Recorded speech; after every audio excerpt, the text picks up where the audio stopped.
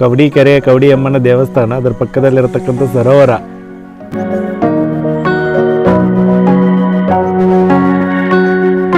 ಗ್ಯಾಲರಿಯಲ್ಲಿ ನಿಂತು ನೋಡಿದರೆ ಸರೋವರ ಅದ್ಭುತವಾಗಿ ಕಾಣುತ್ತೆ.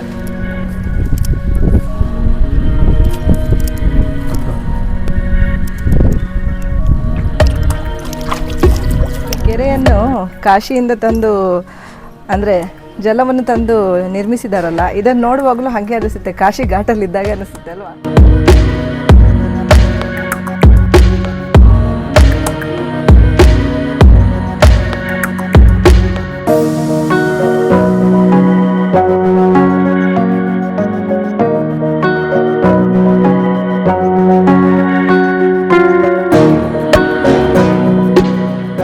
ಹಲೋ ನಮಸ್ಕಾರ ಸ್ನೇಹಿತರೆ, ನೀವು ನೋಡ್ತಿದ್ರೆ AK ಕನ್ನಡ ಲಾಗ್ಸ್. ಸ್ನೇಹಿತರೆ, ನಾವು ಇವತ್ತು ಬಂದಿರೋದು ಉತ್ತರ ಕನ್ನಡ ಜಿಲ್ಲೆ ಯಲ್ಲಾಪುರ ತಾಲೂಕಿನಲ್ಲಿ. ಹೌದು. ಸೊ ಯಲ್ಲಾಪುರ ಇರೋದು ಉತ್ತರ ಕನ್ನಡ ಜಿಲ್ಲೆ. ಉತ್ತರ ಕನ್ನಡ ಜಿಲ್ಲೆ ಅಂದ ತಕ್ಷಣ ನಮಗೆ ನೆನಪಾಗೋದು ಇಲ್ಲಿಯ ಪ್ರಕೃತಿಯ ನೈಸರ್ಗಿಕ ಸೌಂದರ್ಯ. ಹೌದು. ಸೊ ಇಂಥ ಪ್ರಕೃತಿಯ ನೈಸರ್ಗಿಕ ಸೌಂದರ್ಯದಲ್ಲಿ ಒಂದು ಪುರಾಣ ಪ್ರಸಿದ್ಧ ಸರೋವರ ಇದೆ. ಸರೋವರ ಅಂದ್ರೆ ಕೆರೆ. ಈ ಕೆರೆಯ ಪಕ್ಕದಲ್ಲಿ ಪುರಾಣ ಪ್ರಸಿದ್ಧವಾದಂತಹ ಒಂದು ದೇವಸ್ಥಾನ ಕೂಡ ಇದೆ. ದ್ವಾಪರ ಯುಗದಲ್ಲಿ ಭೀಮಸೇನರಿಂದ ನಿರ್ಮಿತವಾದಂತಹ ಸುಂದರವಾದ ಕೆರೆ ಹಾಗೂ ಒಂದು ದೇವಸ್ಥಾನ ಇದೆ. ಹಾಗಿದ್ರೆ ಯಾವ್ದು ದೇವಸ್ಥಾನ, ಏನಿದು ಸರೋವರ? ಪಶ್ಚಿಮ ಘಟ್ಟಗಳ ತಪ್ಪಲಿನಲ್ಲಿ ಭಕ್ತರ ಇಷ್ಟಾರ್ಥವನ್ನ ಸಿದ್ಧಿಸತಕ್ಕಂತ ಈ ಕ್ಷೇತ್ರದ ಹೆಸರು ಕವಡಿ ಕೆರೆ. ಹೌದು. ಈ ಕವಡಿ ಕೆರೆಯಲ್ಲಿ ಇರ್ತಕ್ಕಂತಹ ದೇವಸ್ಥಾನ ಕವಡಿ ಅಮ್ಮ ದೇವಸ್ಥಾನ ಅಂತ ಕರೀತಾರೆ. ಕವಡಿ ಅಮ್ಮ ಅಂತಂದ್ರೆ ಶ್ರೀ ದುರ್ಗಾದೇವಿ ದೇವಸ್ಥಾನ. ಹಾಗೆ ಈ ದುರ್ಗಾದೇವಿ ದೇವಸ್ಥಾನದ ಎದುರುಗಡೆ ಶ್ರೀ ಕಾಶಿ ವಿಶ್ವನಾಥ ದೇವಸ್ಥಾನ ಕೂಡ ಇದೆ ಸ್ನೇಹಿತರೆ.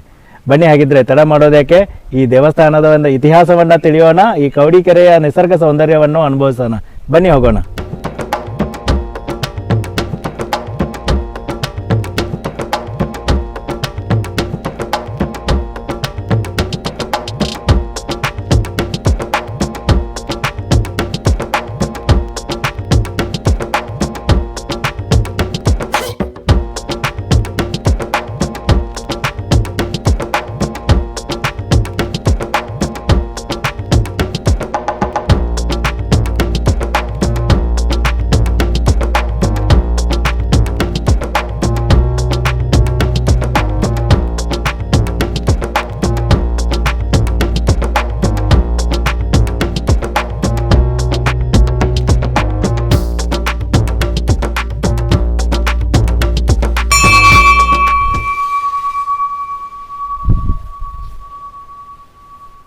ಕವಡಿ ಅಮ್ಮ ದೇವಸ್ಥಾನ ಇಲ್ಲ ದುರ್ಗಾ ಪರಮೇಶ್ವರಿ ದೇವಸ್ಥಾನ ಏನಂತೀವಲ್ಲ, ಕವಡಿ ಕೆರೆ, ಇದರ ಇತಿಹಾಸ ನೋಡ್ತಾ ಹೋದರೆ ನಾವು ಪಾಂಡವರು ವನವಾಸಕ್ಕೆ ಬಂದಾಗ ಇಲ್ಲಿ ಭೀಮಸೇನ ಅಂದರೆ ಭೀಮ ಇಲ್ಲಿ ನೀರನ್ನು ಅರಸುತ್ತಾ ಅಥವಾ ಹಣ್ಣು ಹಂಪಲುಗಳನ್ನು ಅರಸುತ್ತಾ ಬರ್ತಾರೆ ಈ ಪ್ರದೇಶಕ್ಕೆ ಬಂದಾಗ ಒಂದು ನೃತ್ಯದ ಶಬ್ದಗಳು ಹಾಗೆಯೇ ಒಂದು ಮಧುರವಾದ ಸಂಗೀತ ಕೇಳುತ್ತೆ ಅವರಿಗೆ. ಅದನ್ನು ಅರಸ್ತಾ ಅವರು ಇಲ್ಲಿ ತನಕ ಬರ್ತಾರೆ. ಇಲ್ಲಿ ಬಂದಾಗ ಅವರಿಗೆ ಒಂದು ಮೂರ್ತಿ ಕಾಣುತ್ತೆ, ದೇವರ ಮೂರ್ತಿ, ದುರ್ಗಾ ಪರಮೇಶ್ವರಿ ದೇವರ ಮೂರ್ತಿ ಕಾಣುತ್ತೆ.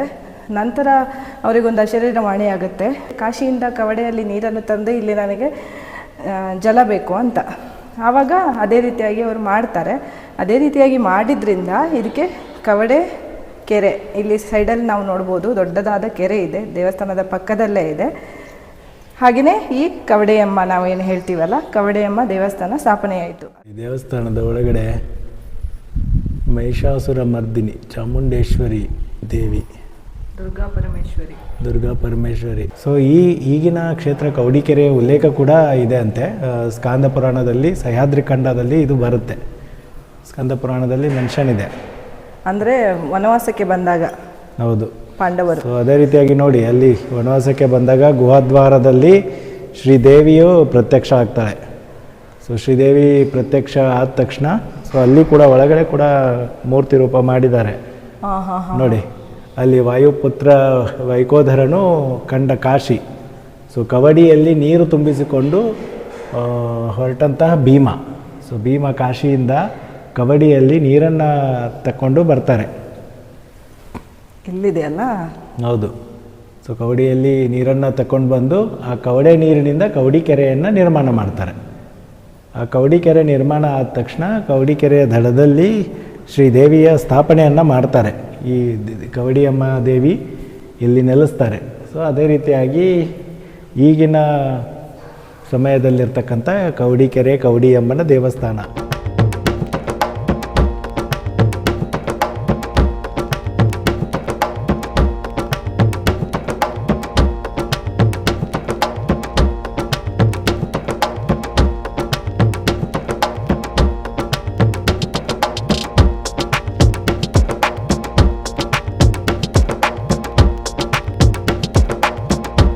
ಯಲ್ಲಾಪುರದಲ್ಲಿ ಇರ್ತಕ್ಕಂತಹ ಈ ಕವಡಿಯಮ್ಮ ದೇವಸ್ಥಾನ, ಕವಡಿಕೆರೆಯ ದುರ್ಗಾದೇವಿ ದೇವಸ್ಥಾನ ಅಂತ ಏನು ಹೇಳ್ತೀವಲ್ಲ, ತುಂಬ ಅದ್ಭುತವಾದಂತಹ ದೇವಸ್ಥಾನ. ಹೌದು. ಸೊ ದೇವಸ್ಥಾನದ ಒಳಗಡೆ ಬರ್ತಿದ್ದ ಹಾಗೆ ಅದೊಂದು ಪ್ರಶಾಂತತೆ ಮನಸ್ಸನ್ನು ಆವರಿಸಿಬಿಡುತ್ತೆ.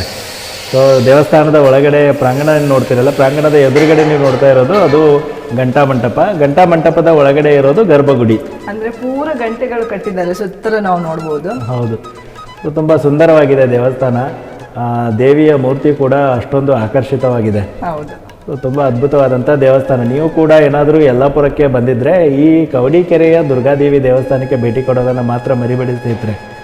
ಸೊ ಹಾಗೆ ದೇವಿಯೂ ಕೂಡ ಶಕ್ತಿಶಾಲಿಯಾದಂತಹ ದೇವಿ. ಸೊ ಬೇಡಿದ ವರವನ್ನು ದಯಪಾಲಿಸುವಂತಹ ದೇವಿ ಅಂತಲೇ ನಂಬ್ತಾರೆ. ಕವಡೆಯಮ್ಮ ದೇವಿ ದೇವಸ್ಥಾನದ ದೇವರ ದರ್ಶನವನ್ನು ಪಡ್ಕೊಂಡ್ವಿ.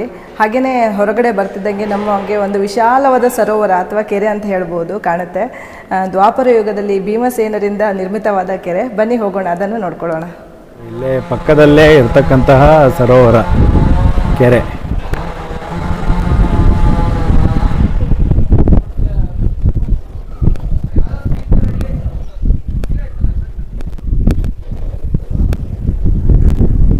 ನೋಡಿ ಎಷ್ಟೊಂದು ವಿಶಾಲವಾಗಿದೆ ಕೆರೆ, ಅಂದರೆ ತುಂಬ ವಿಶಾಲವಾಗಿದೆ. ನೀರು ಕೂಡ ತುಂಬ ಆಳ ಇದೆ ಈ ಕೆರೆಯಲ್ಲಿ. ತುಂಬ ದೊಡ್ಡದಾದ ಕೆರೆ ಇದು.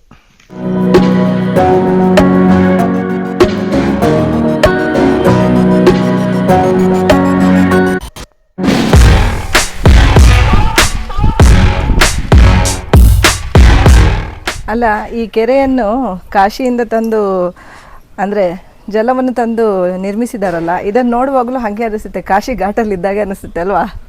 ಹೌದು, ಇಲ್ಲಿ ನಿಂತರೆ ನಾವು ಕಾಶಿಯಲ್ಲಿ ನಿಂತಿರೋ ಅನುಭವ ಆಗುತ್ತೆ. ಅದೇ ರೀತಿಯಾಗಿ ಈ ಕೆರೆಯ ಪಕ್ಕದಲ್ಲಿ ದುರ್ಗಾದೇವಿ ದೇವಸ್ಥಾನ, ಅದರ ಎದುರುಗಡೆ ನೀವು ನೋಡ್ಬೋದು ಕಾಶಿ ವಿಶ್ವನಾಥ ದೇವಸ್ಥಾನ. ಸೊ ಅದರ ಪಕ್ಕದಲ್ಲಿರ್ತಕ್ಕಂಥ ಈ ಪವಿತ್ರವಾದಂಥ ಕೆರೆ ನೋಡಿ, ಕವಡಿಕೆರೆ ಪಕ್ಕದಲ್ಲಿರ್ತಕ್ಕಂಥ ದುರ್ಗಾದೇವಿ ದೇವಸ್ಥಾನ. ಈ ದುರ್ಗಾದೇವಿ ದೇವಸ್ಥಾನದ ಪಕ್ಕದಲ್ಲೇ ನೀವು ಒಂದು ನೋಡ್ಬೋದು, ಇಲ್ಲೊಂದು ದೇವರ ಕಲ್ಲಿದೆ. ಇಲ್ಲಿ ದೇವಸ್ಥಾನದ ಬ್ಯಾಕ್ ಸೈಡಲ್ಲೇ ನೀವು ಒಂದು ಸಣ್ಣದಾದ ಮಂಟಪವನ್ನು ನೋಡ್ಬೋದು. ಮೋಸ್ಟ್ಲಿ ಇದು ಸಣ್ಣ ಫಂಕ್ಷನ್ಗಳಿಗೆ ಅಡುಗೆ ಮಾಡಲಿಕ್ಕೆಲ್ಲ ಇರಬಹುದು ಅಂತ ನಮ್ಮ ಅಭಿಪ್ರಾಯ.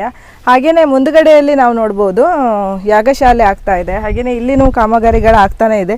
ಇನ್ನು ಮುಂಬರುವ ದಿನಗಳಲ್ಲಿ ಈ ಕವಡಿಕೆರೆ ಏನು ಕವಡೆಯಮ್ಮನ ದೇವಸ್ಥಾನ ಇದೆಯಲ್ಲ, ತುಂಬ ಸುಂದರವಾಗಿ ಮೂಡಿ ಬರ್ಬೋದು ಅಂತ ನಮ್ಮ ಅನಿಸಿಕೆ. ಈ ದಡದಲ್ಲಿ ನಡ್ಕೊಂಡು ಹೋಗೋದೇ ಒಂಥರ ಖುಷಿ ಅಲ್ವಾ? ಸುಂದರವಾದ ಗಾಳಿ.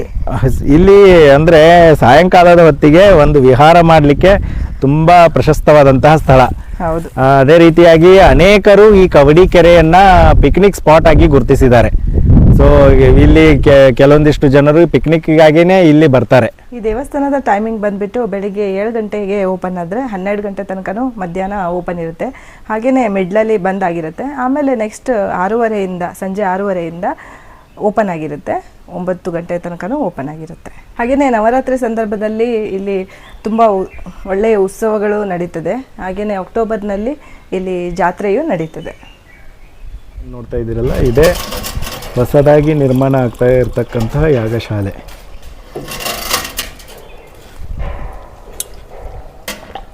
ಗ್ಯಾಲರಿಯಲ್ಲಿ ನಿಂತು ನೋಡಿದರೆ ಸರೋವರ ಅದ್ಭುತವಾಗಿ ಕಾಣುತ್ತೆ. ನೋಡಿ, ಇಲ್ಲಿ ಕುಳಿತುಕೊಂಡು ಧ್ಯಾನ ಮಾಡ್ಬೋದು. ಇದು ಧ್ಯಾನ ಮಂಟಪ. ಸರೋವರದ ನಿಸರ್ಗವನ್ನು ಸವಿತಾ ಸೊ ಧ್ಯಾನದಲ್ಲಿ ಮುಳುಗಿದ್ರೆ ಆಹಾ, ಅದರ ಅದ್ಭುತವೇ ಬೇರೆ.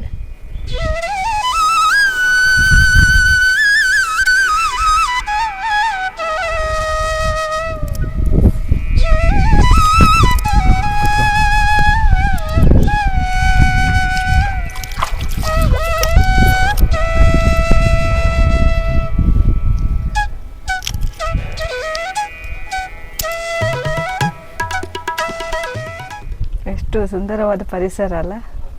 ಹೌದು, ತುಂಬ ಸುಂದರವಾಗಿದೆ. ಒಂಥರ ಕೂತ್ಕೊಂಡು ನೋಡಿದ್ರೆ ಒಂಥರ ಮನಸ್ಸಿಗೆ ಸಮಾಧಾನ ಆಗುತ್ತೆ ನಿಜವಾಗ್ಲೂ. ಸುತ್ತಲೂ ಕಾಡು. ಹೌದು, ಈ ಕಾಡಿನ ಮಧ್ಯದಲ್ಲಿ ಈ ಸರೋವರ ಪಕ್ಕದಲ್ಲಿ ದೇವಸ್ಥಾನ. ತುಂಬ ಅದ್ಭುತವಾದಂತಹ ಕ್ಷೇತ್ರ. ಸ್ನೇಹಿತರೆ, ಈ ದೇವಸ್ಥಾನ ಏನು ನೋಡ್ತಾ ಇದ್ದೀರಲ್ಲ, ಇದು ಕವಡಿಯಮ್ಮ ದೇವಸ್ಥಾನದ ಎದುರುಗಡೆ ಇರತಕ್ಕಂತಹ ಕಾಶಿ ವಿಶ್ವನಾಥ ದೇವಸ್ಥಾನ.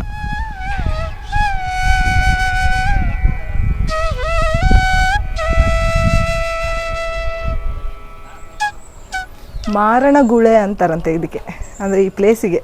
ಹೌದು, ಶ್ರೀ ಕಾಶಿ ವಿಶ್ವನಾಥ ದೇವಸ್ಥಾನ ಕವಡಿಕೆರೆ ಮಾರಣಗುಳೆ.